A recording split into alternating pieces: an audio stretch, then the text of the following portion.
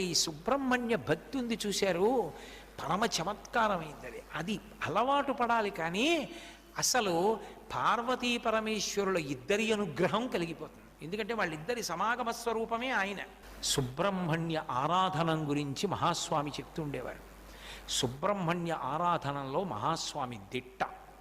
అసలు ఆయన సన్యాసాశ్రమ స్వీకారం కుమారకోష్టంలోనే జరిగింది. అక్కడ స్నానమే చిట్ట చివరి స్నానం బ్రహ్మచారి గారు.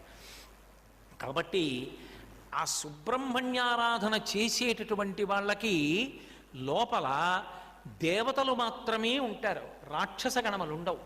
రాక్షస గణములు లేని కారణం చేత, దేవతలే ఉన్న కారణం చేత వాళ్ళ కర్మానుష్ఠానం అంతా పరమభక్తి తత్పరతతో నిండిపోతుంది, పరమధార్మికంగా ఉంటారు.